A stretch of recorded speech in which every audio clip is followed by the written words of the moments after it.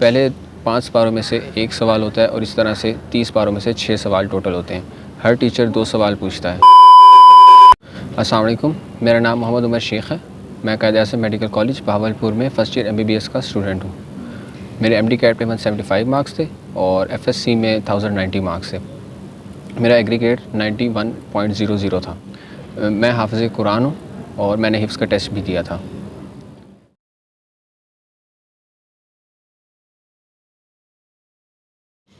इस वीडियो में मैं आपको अपनी MD कैट की जर्नी के बारे में बताऊंगा।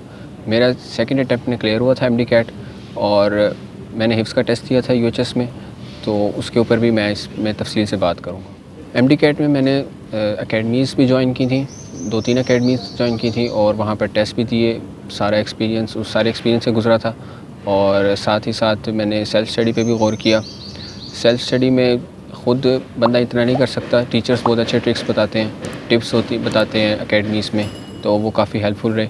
इसके अलावा बुक्स के बारे में, बुक्स स्टार्स की जो बुक्स हैं वो अच्छी हैं, जो प्रैक्टिस बुक्स हैं वो बहुत अच्छी हैं, उनसे बंदे की काफ़ी प्रैक्टिस हो जाती है और किप्स की भी अच्छी हैं, लेकिन मैंने ज़्यादा स्टार से किया था।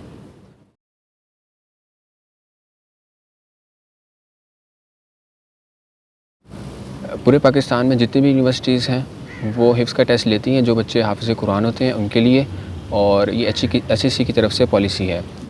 हिफ्ज़ के टेस्ट के लिए कौन से स्टूडेंट्स एलिजिबल होते हैं? इसके लिए वो सारे स्टूडेंट्स एलिजिबल होते हैं जो हाफ़िज़ कुरान हो और जिनके पास किसी भी रजिस्टर्ड मदरसे की सनद हो। हिफ्ज़ का टेस्ट MD कैट के तकरीबन 1 माह बाद होता है। MD कैट के टेस्ट के बाद जब एडमिशन्स ओपन होते हैं तो उसके बाद जब आप एडमिशन के लिए अप्लाई करते हैं तो उसी में ही आप अपना हिफ्ज़ की सनद भी भेजते हैं उनको, और वो फिर आपको टेस्ट के लिए बुला लेते हैं। हिफ्ज़ का टेस्ट UHS के अंदर होता है लाहौर में, और वहाँ पर उसका तरीक़ाकार ये है कि 4 लोग होते हैं, एक पैनल होता है, 3 जो हैं हाफ़िज़ कुरान सीनियर टीचर्स होते हैं, वो ये टेस्ट कंडक्ट करते हैं, और साथ में एक टीचर होते हैं वो जो सारा ये ऑब्ज़र्व कर रहे होते हैं, और इसकी प्रॉपर रिकॉर्डिंग भी हो रही होती है और वीडियो रिकॉर्डिंग भी हो रही होती है। इसका तरीक़ाकार ये है कि पहले 5 पारों में से 1 सवाल होता है और इस तरह से 30 पारों में से 6 सवाल टोटल होते हैं। हर टीचर 2 सवाल पूछता है। आपको कम से कम 3 सवाल आने चाहिए पास होने के लिए। हिफ्ज़ के टेस्ट की जो अगर ये पास कर ले बंदा तो 0.7% एग्रीगेट में शामिल होता है और 20 मार्क्स FSC में, ये दोनों इक्विवेलेंट हैं आपस में। अब मैं आपके साथ अपना एक्सपीरियंस शेयर करूँगा कि मैंने किस तरह से इसको पास किया। मैंने MD कैट के फ़ौरन बाद ही हिफ्ज़ की तैयारी शुरू कर दी थी और तकरीबन 20 से 25 दिन बाद मुझे मैसेज आ गया था कि आपका फ़लाँ दिन लाहौर में टेस्ट है UHS में। तो मैं वहाँ गया, अपेयर हुआ टेस्ट में, और मुझे से उसी तरह से मुख्तलिफ़ जगहों से पूछा। ज़रूरी नहीं है कि वो रुकू से ही पूछें या सूरत से ही पूछें, वो कहीं से भी पूछ लेते हैं, लेकिन सुनते सिर्फ 2 आयतें ही हैं, 2 से 3 आयतें मैक्सिमम, इससे ज़्यादा नहीं सुनते। और मैंने जो सुनाया था तकरीबन 5 जगहों से मुझे अच्छी तरीके से आ गया था, 1 जगह से मैं नहीं सुना सका था, लेकिन उन्होंने पास कर दिया था मुझे। और इसी के साथ मैं आपके साथ अपना एक फ़्रेंड का भी एक्सपीरियंस शेयर करना चाहूँगा।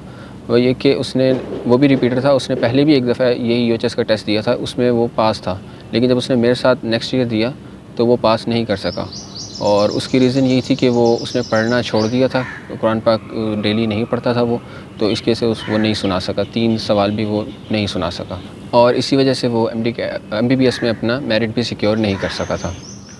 अब मैं आपको बताऊंगा कि आपने हिफ्ज़ के टेस्ट की तैयारी कैसे करनी है और इसको कैसे क्रैक करना है। सबसे पहले तो आपको चाहिए कि आप रोज़ाना कुछ ना कुछ पढ़ लें, आधा पारा 1 पारा, और उसके अलावा मेनली आपने जो तैयारी शुरू करनी है वो ज़ाहिर है MD कैट के बाद ही शुरू कर सकेंगे।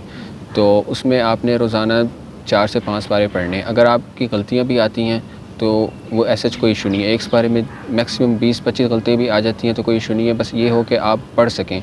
अगर आप याद करके पढ़ सकते हैं कुछ देर तो इसका मतलब है कि आपको पास कर लेंगे।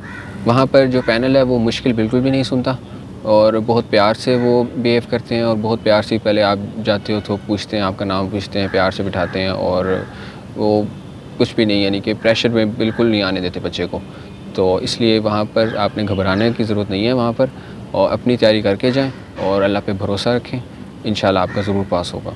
अब हम बात करते हैं कि किसको इसमें हिफ्ज़ टेस्ट में अप्लाई करना चाहिए। जिसने भी जो भी हाफिज़ है, जिसने भी हिफ्ज़ किया है और जिसके पास भी कोई भी किसी भी रजिस्टर्ड मदरसे की सनद है, उसको ज़रूर अप्लाई करना चाहिए। और ज़रूर इसकी अपनी तरफ से पूरी कोशिश करनी चाहिए, चाहे वो रूटीन में कुरान पाक नहीं भी पढ़ सका और भूला हुआ है, लेकिन फिर भी उसे कोशिश एक दफ़ा ज़रूर करनी चाहिए और इसको छोड़ना नहीं चाहिए। बहुत बड़ा चांस होता है, बहुत बड़ा इसका एग्रीगेट में 0.7% बहुत मैटर करता है और मेरा ख़ुद इसी की वजह से एडमिशन हुआ है यहाँ पर।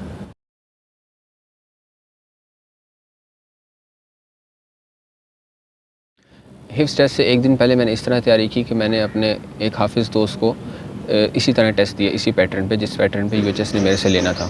तो उससे मुझे काफ़ी कॉन्फिडेंस आ गया और काफ़ी अच्छी यानी कि तैयारी हो गई उससे। तो ये थी हमारी आज की वीडियो। आई होप कि ये वीडियो आपके लिए बहुत हेल्पफुल रही होगी। वीडियो को लाइक ज़रूर करें और चैनल को सब्सक्राइब करें और अपने फ्रेंड्स से भी शेयर करें ताकि उनकी भी हेल्प हो। Thank you very much.